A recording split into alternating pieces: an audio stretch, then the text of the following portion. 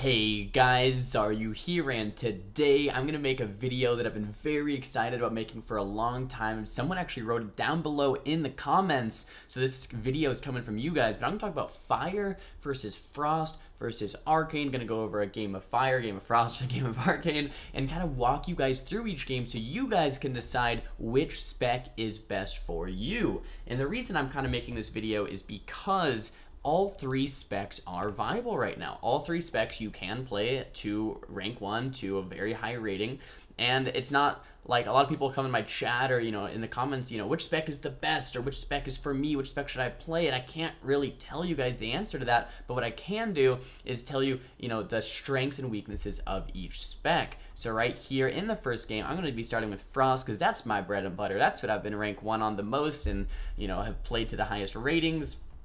And I'm going to be playing against an Arcane Mage, a Sub, Rogue, and a Resto Druid. And here in this game, guys, we are going for setup kills, right? So right away, I think I wanted to go on the Rogue.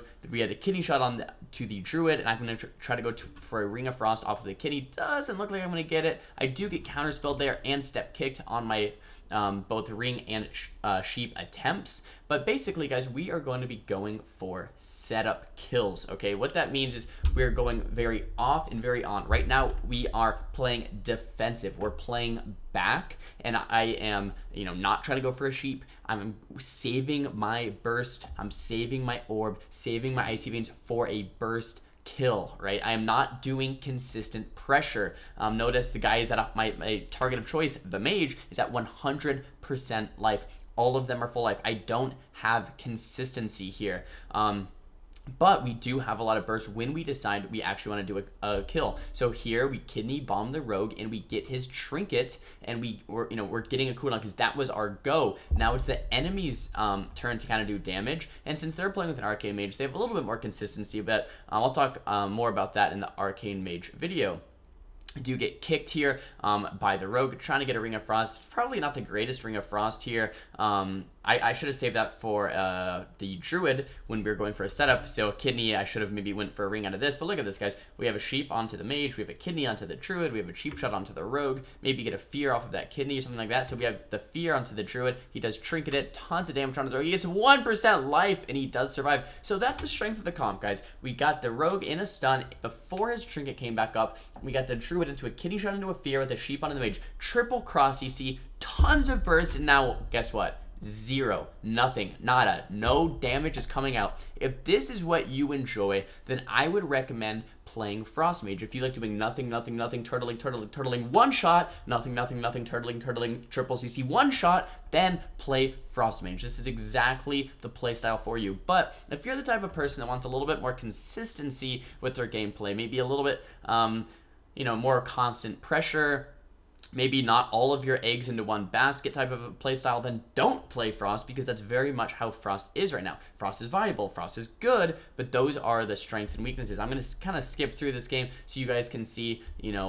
how this is happening. Going for the Ring of Frost here onto the Druid, get the Ring of Frost. We're getting another burst onto the Rogue, and we're cycling through their cooldowns. We're getting sheep spammed from the Arcane Mage here. Looks like we're going to get a half fear off of that into a half polymorph. Rogue's getting very low, but he does vanish. So, these guys are very slippery. We're constantly doing our setups. They're doing a setup now onto us. Priest is in the full sheep, trying to survive, blinking on top of my priest so they can't do as much cleave damage. But once again, just trying to, play this game out, trying to survive. I have 2 ice blocks available. There's one of my blocks, the kidney shot onto the Rogue. This is actually a very scary moment for us. A lot of stuns coming out. We're both very low. I don't know how our priest is going to keep us alive here, but we do have the fear coming out, the kidney shot into the Ring of Frost coming out. We're getting more trinkets from them. Both of their human trinkets coming out. We have the ring onto the Druid, the sheep onto the Mage that just broke. But, that cross EC, that triple stun, burst combo is really what we're aiming to do here. The paint step coming out. Once again, going to be skipping through this game. I kind of want to just explain to you guys the Frost mindset, right? So it's very off or on. Off or on. You're either running, trying to live, building up damage, not hurting the enemy, building up damage with frost bolts, getting those icicles so you have more damage for your burst, kind of like collecting damage, I like to say, and then unleashing it for your big burst window with that triple cross EC. That's kind of what we're going for here.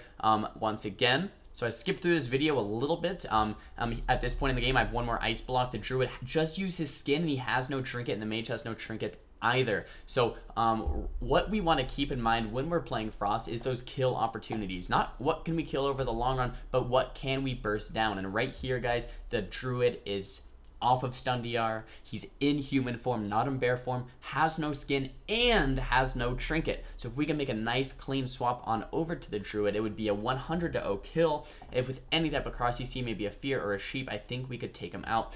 So let's see if we can manage to do that. I go ahead and sheep the mage. The kidney shot comes out, so I'm a little scared for the time being. Have an ice block available if I need it. Let's see if I do. Looks like my priest is going to trinket and save me instead. He does get re-CC'd, but look at this, guys. We have the sheep and the fear were a little bit too early, so our cross CC wasn't perfect here, but we have the druid caught out of form with no skin, with no trinket, tons of damage coming into him. Ice Nova, Comet Storm, triple stun, and the druid does go down. So guys, this is Frost Mage, all right? Off and on playstyle. We're either bursting or we're either running. We get the triple CC and we kill. If that's what you want to play Frost Mage. All right, guys, and this is the complete opposite type of gameplay where you're playing very passive. Now you can push in and go for sheeps. So this is Arcane Mage. You can push in and go for sheeps if you want. Like right here, I'm using my mass invisibility, pushing into the monk, getting the full free sheep. But a lot of these times, guys, you want to actually play very defensive and kind of just dampen. Let the clock win you the game. So the enemy's mana bar is going to go empty. You're going to continue that constant pressure, and you're going to be winning these games. This is the comp I've been playing a lot of. Boomkin, Arcane Mage, Holy Priest. Basically, our setups are looking like a chastise onto the guy we want to kill, maybe a root beam, a clone, or a sheep onto the healer, and we're going to do a lot of damage. However, you don't even technically need that CC. If you continue with the chastises, continue with the high DPS, you can kill through healing, especially as dampening gets higher and higher, and you get further and further into the game, and that's what we see here.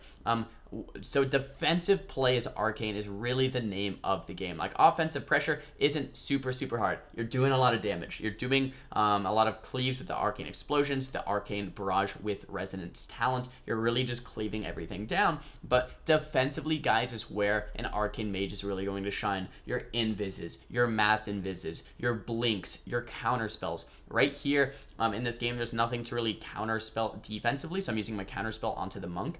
But guys, the trinket and temp shield, or trinket and invis, or trinket and blink is really what I'm gonna need to be doing to save myself in these situations.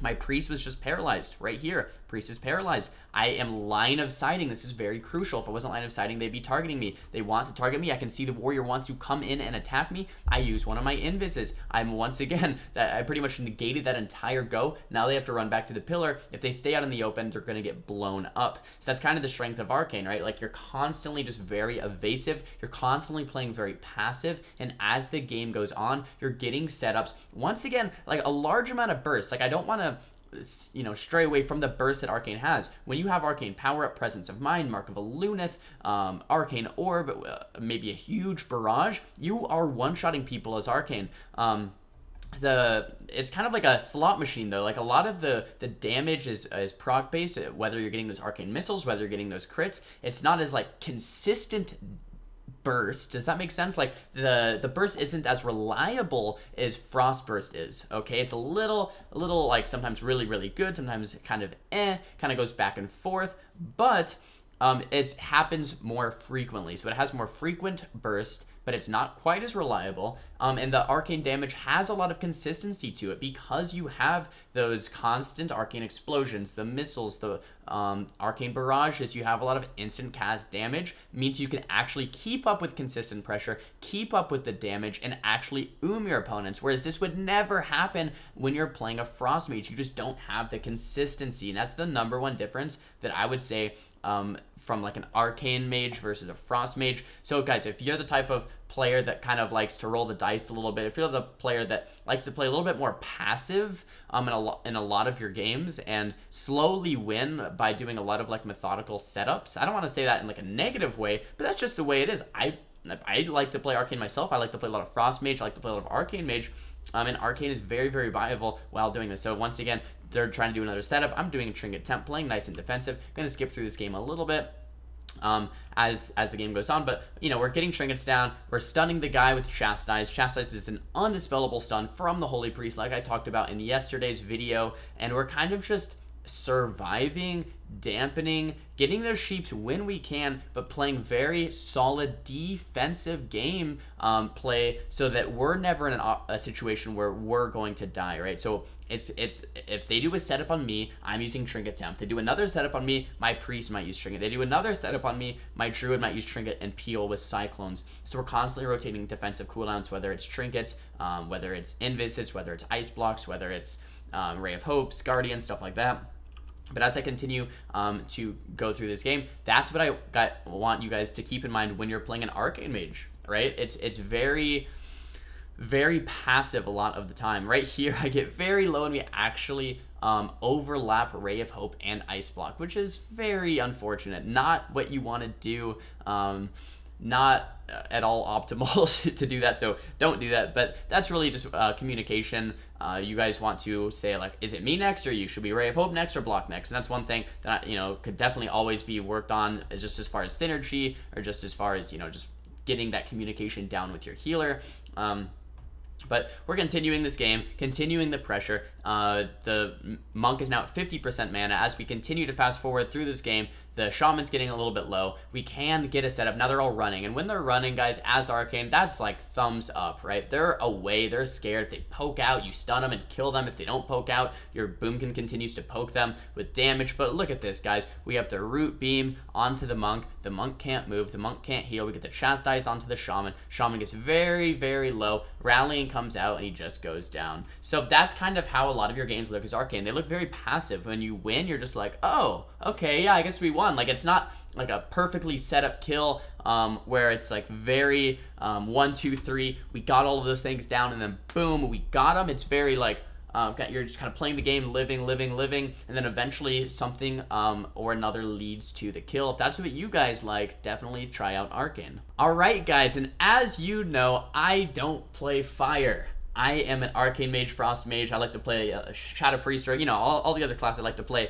I am not a huge fan of fire, so I don't play fire myself. So this is my boy Hansel. If you guys haven't already, check him out. He has a YouTube channel, a Twitch page he streams on regularly. He plays a lot of Fire Mage, almost Fire Mage exclusively. He does have a couple ults though, but a lot of Fire Mage. And I'm going to walk you guys through a game of his. So thank you to him for letting me use this gameplay, where he's just, you know, he's playing Fire Mage, Feral, Holy Paladin. They're fighting a Marksman Hunter, a Disc Priest, and a Feral Druid. And guys, Fire Mage is the king of consistent pressure, okay? So if you are the type of player that likes to keep up consistent damage, look at this.